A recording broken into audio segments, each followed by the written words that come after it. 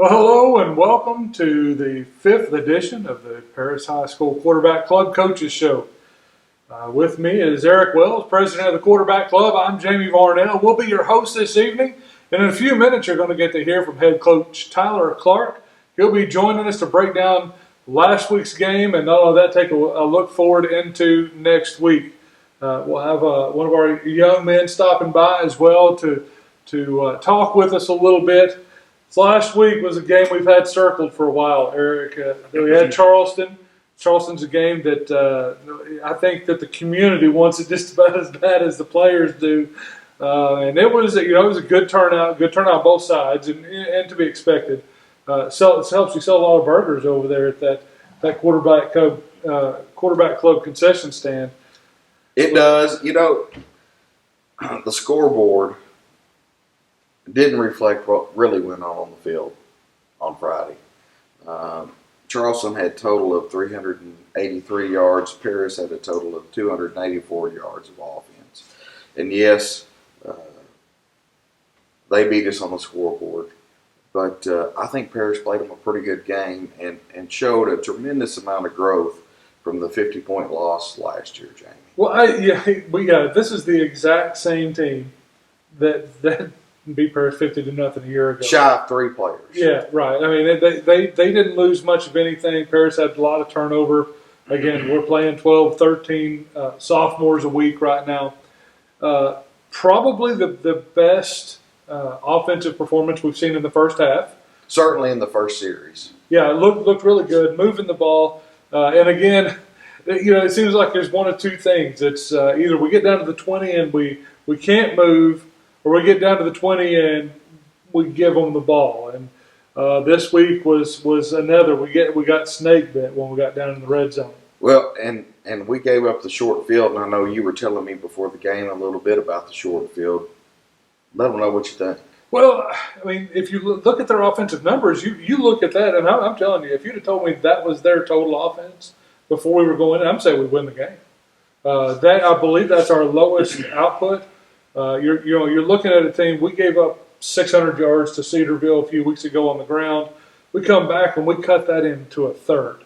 Now I realize it's not the same kind of offensive line and everything that we faced at Cedarville. Cedarville is definitely a better rushing team, but there's a lot of senior leadership on that Charleston team, and Paris stepped up to it. And honestly, the numbers just don't tell the whole story, especially the numbers on the scoreboard. The one big number that stands out, 6 turnovers. Well, and that's a reason for that short field. So we had 6 turnovers. We had 3 interceptions, we had 2 fumbles, and we had a blocked punt. And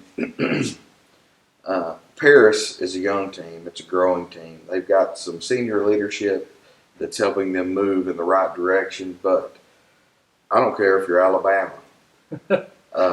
If you have 6 turnovers in a game, it's hard to win a ball game. Anytime you turn the ball over 6 times, you're going to make that other team look pretty good. And some of those turnovers were mistakes that were made by younger kids. Some of them were lack of effort. We just have to get better at that. And they did force a couple of turnovers. They did. But it's hard to force 6 of them to break even in the turnover category. So we're going to talk about those things, and we're going to talk about the offense and a couple of big plays. Looked pretty nice. And a couple of times when I think we left some points off the board. I think we left a few hanging. We got to watch the film, talk to Coach a little bit about that on Monday night. And so Coach Clark will be joining us here in the next segment. So stay right there, and head coach Tyler Clark will be joining us to break down some game film.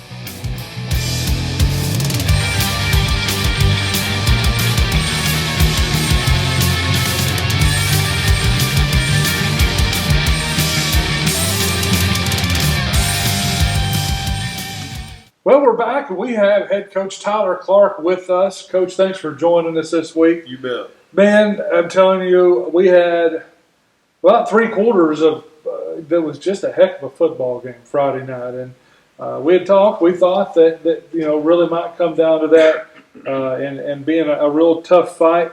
I know a lot of people feel like we left a lot on the field on Friday night, but I do believe that just the execution and everything, our best first half of the season? Arguably. I mean, we've had a few decent first halves, but to move the ball as quickly and efficiently as we did early in the ball game was definitely a positive sign. But yeah, first drive. Yep. Tell us about that first drive, because it looks like you got them on their heels. We thought they would come out in a certain coverage, and they did, and we were able to exploit it a little bit. And really and truly, I think I don't know that Charleston knew what to expect at first, and they were kind of hanging back and feeling things out. And we were able to get a lot of the things that we wanted, running and throwing the football. And then as the night went on, I think they got a little more nervous and like, maybe Paris is here to play. And they started doing a few more complex things in their coverage, and they started bringing a little bit more pressure, and it got to us. Right, and we'll talk about this. Kind of be a common theme through talking about this. A lot of turnovers. Yep. And was probably the deciding factor in the game. It really everything else seemed to go pretty well. You moved the ball well. Defense stepped up. We talked about it in our opening segment.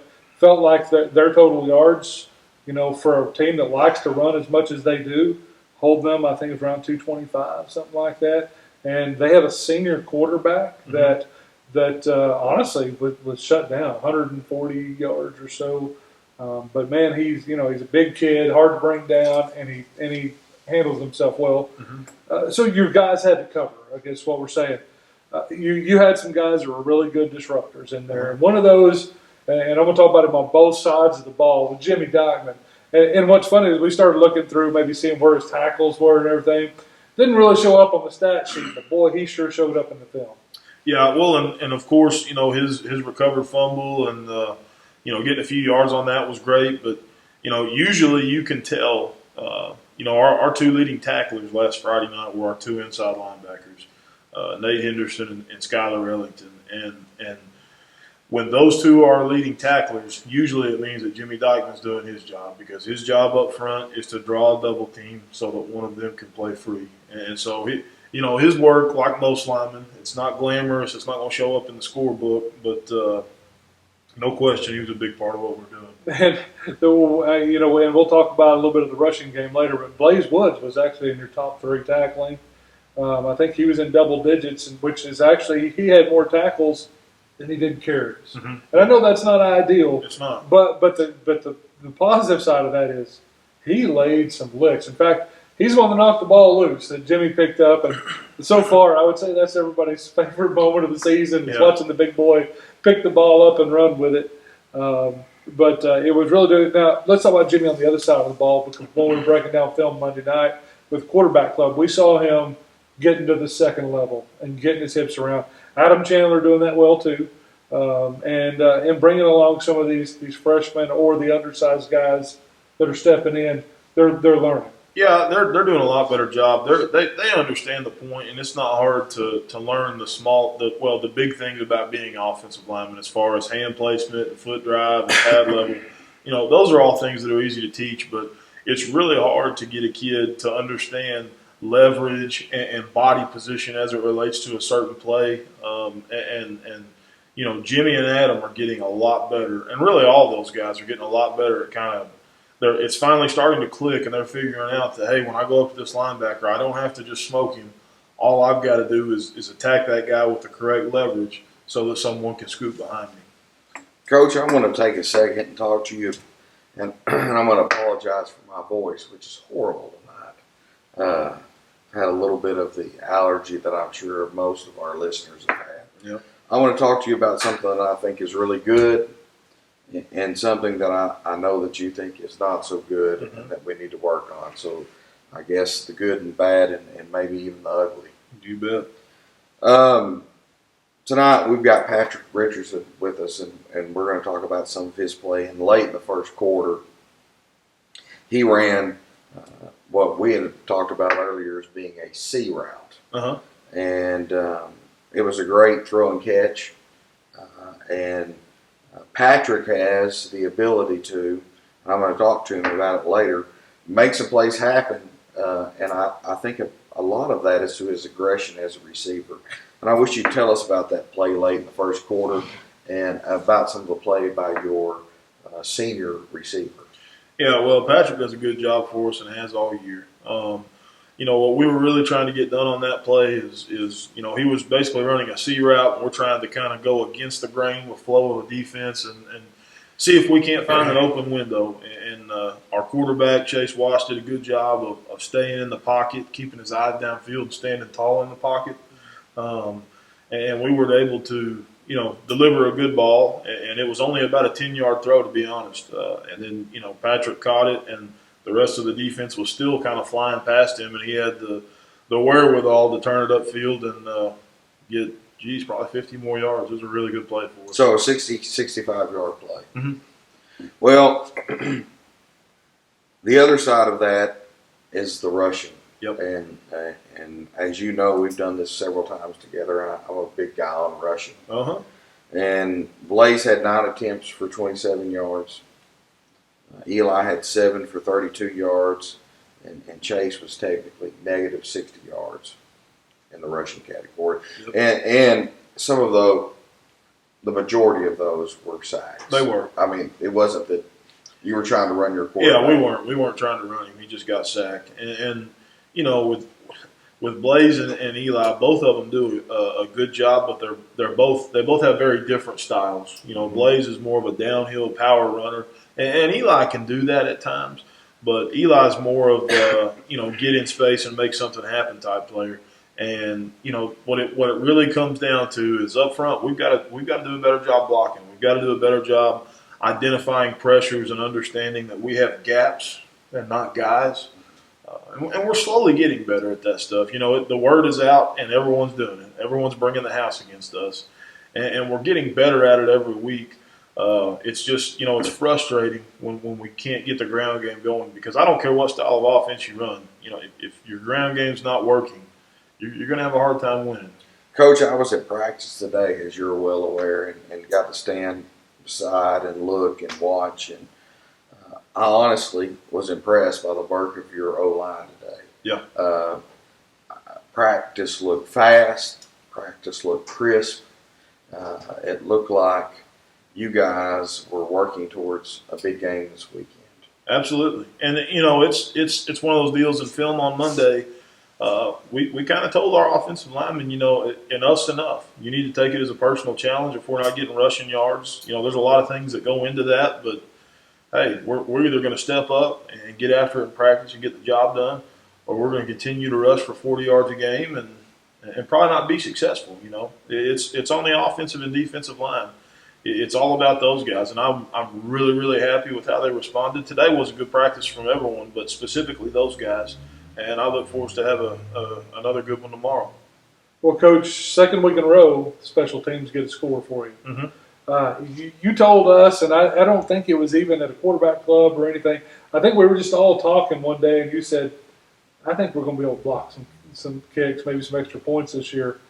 Man, that one Friday night went 85 yards. Mm-hmm. And you had your two fastest guys, and, they're two of the fastest guys in the conference. One of them gets to the ball, and the other one picks it up, and he just pulls away from everybody. And that was Keller Keene, who was our player spotlight a week ago. And so to see him do that, it really changed the momentum in the game. We were looking at, holding them to a field goal was great. Oh, yeah. Well, we were excited, had a big stand there, held them to a field goal. To block the field goal, get 6 points off of it. I mean, you're just down a few points going into half. Yeah, it was 12-17 at half, and that happened, with probably 4 minutes before half when that happened. So it was right there at the end. And, we work on all of our special teams, but we put an emphasis on field goal block. I'm a big believer in field goal block because we literally get to take points off the board, whether it's PAT or a field goal. And at times this year we haven't done great at it, but the past couple weeks we've been doing the things that we needed to do. And finally what we needed to happen happened for us at the perfect time on Friday night. And we were able to execute. We got to see what a 9-point swing in our favor. Absolutely. We've talked about how we've had some of those swing against us. See a 9-point swing in our favor, put us in a really good position, getting ready to go into the half. And I think at half, there was a lot of there was a lot of energy when the guys come off the field. They were fired up. There was no hanging their head or anything. They knew they had given up some points. They knew they had made some mistakes and that the fumbles and stuff. They knew they had left all that on the field, and they were still in this game, very Absolutely. much so in the game. Well, Coach, honestly, I think at the end of the first half, your players were, and I can say this because we're on the internet, they were pissed off. They were mad. They were ready to come and fight. No, they were. And the second half didn't go quite the way we wanted it to go, but I honestly enjoyed seeing the fire in the players' eyes as they left that field. Now, just quickly, because we need to get through with this segment to move on, but tell me a little bit about how your seniors are adding to these juniors and sophomores that are going to be the future of your program and their attitudes towards playing. Well, I think the easiest way to describe it is accountability. Our seniors show up and get after it every day, and they try to hold the younger guys to a certain standard. And most days it works, and there's been a couple days where it hasn't quite worked. But when seniors are out there busting their tails all the time, whether it's a Tuesday afternoon or a Friday night, those young guys see that. And what's going to end up happening is when they become seniors, they're going to do the same thing because that's what they know. And then that's kind of how you build things and build a program. It just becomes the norm. All right, well, Coach, we thank you for your analysis here on the first half. We're going to break down the second half. Before we do that, we're going to take a break, and we're going to talk to Patrick Richardson and in our player spotlight here in just a few minutes. So stick with us. We'll be back with Coach, but before we do, we'll have our player spotlight.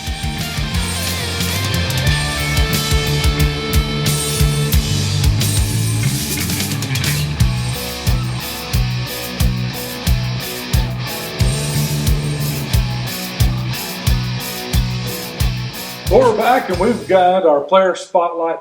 Patrick Richardson is with us this evening. Patrick, welcome, and thanks for joining us. Thanks for having me. Patrick, this is your first year with the Paris Eagles, right? Yes, sir. And you're a senior. Yes, sir. You're a move-in. And frankly, I know the coaching staff has been excited to have you. I've been excited to have you play for the Eagles this week. And late in the first quarter of the game, there was a pretty big play. You ran a C route, and Watts connected with you.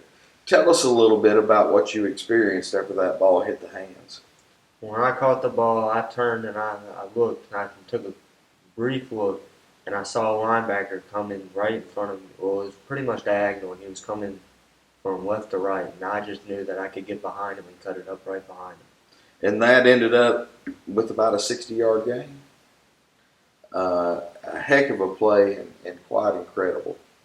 Yeah, and it wasn't. I don't know if it was the same series or.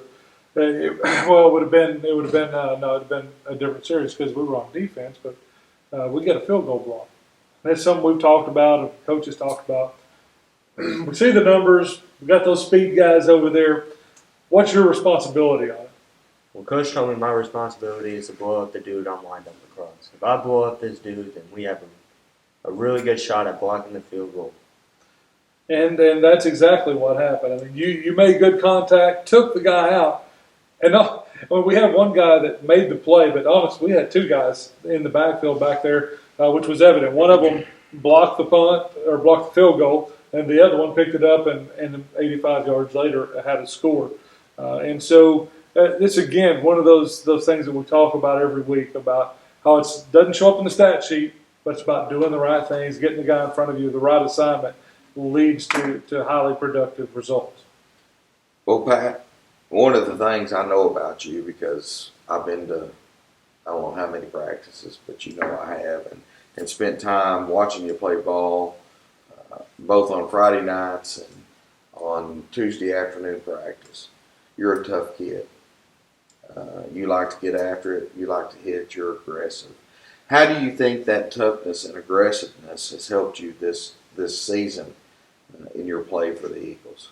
Well, it's helped a lot. I mean, when I go out there, I turn on a different mindset. I want to be the one to do everything. I want to go out there. I want to hit people, and I want to hurt people. sometimes I take it too far and I get a little flag or something, but I usually after that I'll calm it down a little bit. Well, listen, I've been around you when you're not on the field too, and you're a good kid, and I appreciate that. But I also appreciate your toughness on the football field. Yeah, no, you had a play. It's one of my favorite plays, and Coach has heard me bellyache about this. Now he likes those rub routes because he's an offensive guy. But I every time I see a rub route, all I can think of is how are they not throwing a flag? Well, on listen, he's really good at those rub He routes. is. He gets. You actually deal with these on both sides.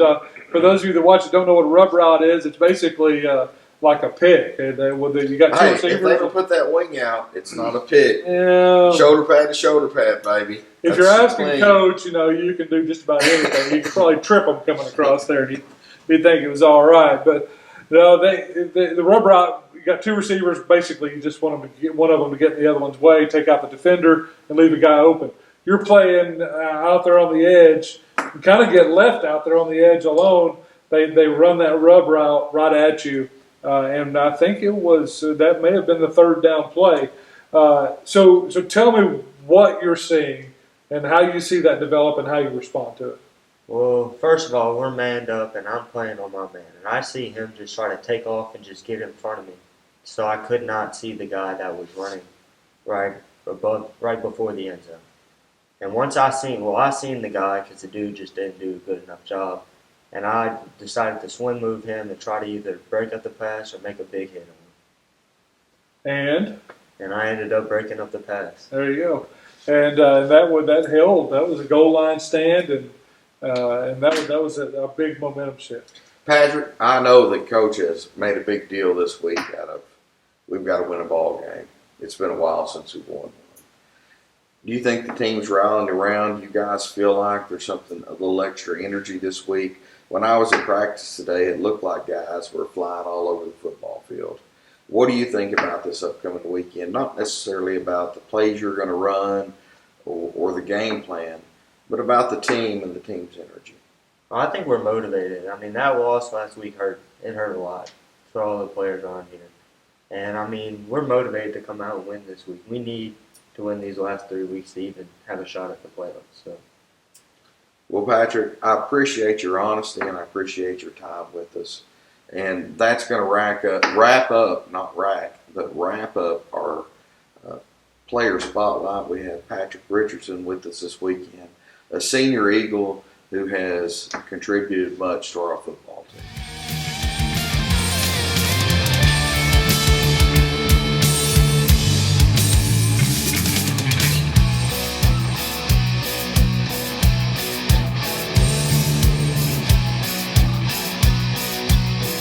Well, it was great to hear from one of our athletes and Coach talk a little bit about the second half before we move into looking forward. I want to talk about how that second half opened up. Mm-hmm. I'll be honest with you. I was over answering a couple of questions and trying to get some information down. Had my back turned to the play and I knew exactly what had happened before I ever turned around because, man, that sideline went nuts. Yeah, we were excited. We went into half down 12-17, knowing that we had left a lot out on the field, and we were very encouraged going back out in the second half. And we ended up pooching the ball up, and they fumbled it, and we were fortunate enough to recover. And that's a great way to start any half, whether it's the first or second. And this is how I've tried. I've talked to a couple of our media outlets as well, and they were asking about the game, and I said, you can look at the final score and maybe make your own decision, but I'll tell you this. Paris had the ball in the third quarter with a chance to take the lead and a very, very good opportunity to take the lead. And, again, the things we were talking about earlier that worked against that. But, man, that was put you in a really good position. This game was much, much closer than what we saw in the final score. Absolutely. Coach, Eli Ford. Eli started off injured. Yep. He had a quad causing trouble from before season started. And honestly, Eli's had a slow tick up. He's a junior. I'll tell you what, he looks like a Division I athlete. Yeah, he looks good Out on the football field. Yeah. He does. built, looking good, feeling good. That's right. And Eli's had some trouble this year. So we were 32 yards with 7 attempts against Charleston. But I tell you what, in my review of Eli's play, to me, it appeared like Eli's starting to do some of the things right that you've been asking him to do all year. His cuts look a little bit tighter. He looks like he's running the ball a little bit harder, and I just wish you'd tell us a little bit about what you see in the future for Eli forward. Well, Eli's going to be really good for us, and honestly, he's pretty solid for us right now. You know, it was unfortunate that he was injured early on, and really the first 4 or 5 games, he didn't get to play very much, just because we wanted to be sure he was back at 100% before we brought him in. And Eli has done a really good job of paying a little bit more attention to the small things about the position of running back. You know, being slow to the hole and fast through it, reading what we're trying to do, and really accelerating his feet once he does see a hole open or a block happen that we're looking at. The only thing we've got to get better at with all of our running backs, and honestly, it hasn't been an issue past this week or before this week, but, you know, ball security. We've got to double up when we're at D-line level or even at second level. And if we do break it, then we can get high and tight and take our other hand off of it. But we got to get better at that. But Eli's done much better. I'm really, really happy with Eli. Well, I know Eli's also been a big part of the defense this week. He has. And when he was hurt, caused our defense problems. He did. Because he wasn't able to give reps or breaks to the guys that needed it. Mm-hmm. Jamie, what do you think about the Eagles' defense this week? Well, I thought it looked pretty good. You know, just one other note on Eli, his numbers would have almost doubled had it not been for one play that got called back. He had one for about 20, 25 yards.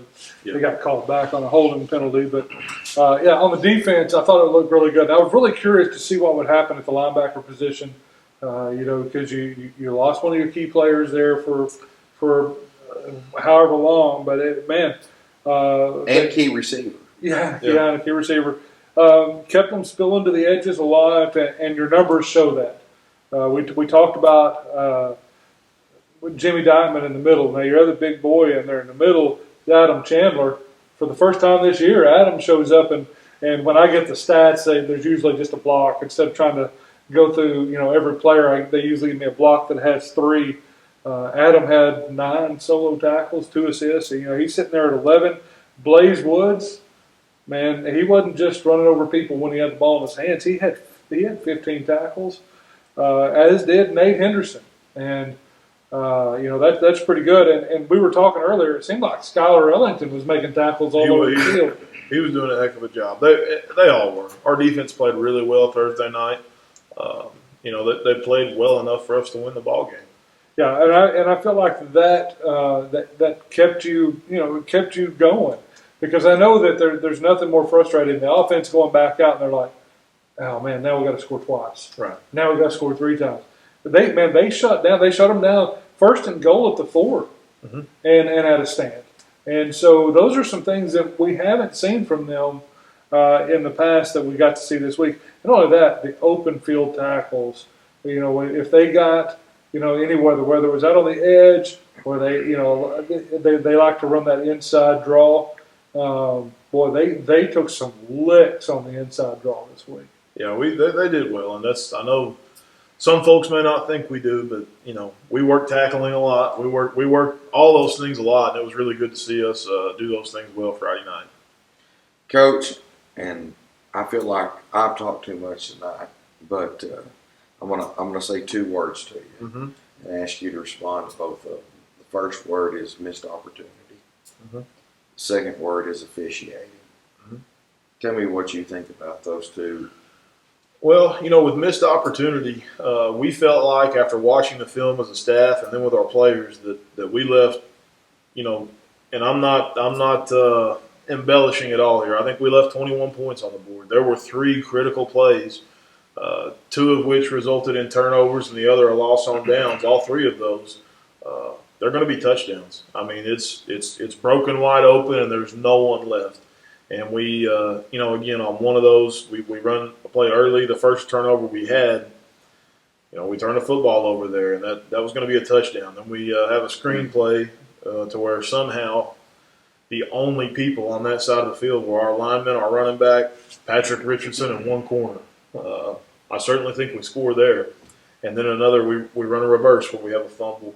And, I'm pretty confident that we score there. So we left 21 points on the board, and that changes the entire game because not only do you score, but now we get a kickoff and Charleston has to drive, 70, 80 yards instead of just 30. So it's game changers. And then as far as officiating goes, I know we've talked about officiating most weeks, and most weeks there's always issues with it, but I was really pleased. I thought the officials did a really good job. They kept the game under control. There were a few different points where the game got a little mouthy, and they did a good job keeping it under control from both sides. I was really pleased with the officiating. I thought it was a well officiated game. Well, Coach, we've been through 3 really tough run the ball teams in the gut. Got to set the edge. We had Charleston last week, which also was a set the edge team a little bit too, and had some of that power spread.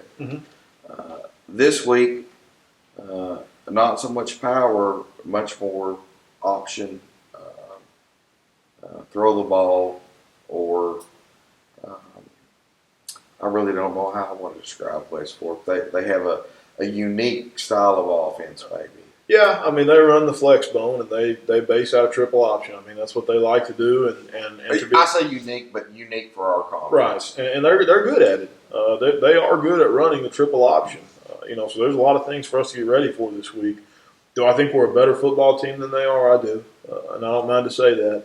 But at the same time, if we don't play assignment football on defense, and if we're trying to do someone else's job instead of our own job, that coupled with if we turn the ball over 6 times again, we'll get beat again Friday night. And our kids know that. Well, Coach, I hate to cut you off, but we're going to take a short break. Jamie's going to get on to me if we don't get through our proper segments, and we'll come back and talk West Fork football this upcoming weekend versus the Paris Eagles here at Eagle Stadium.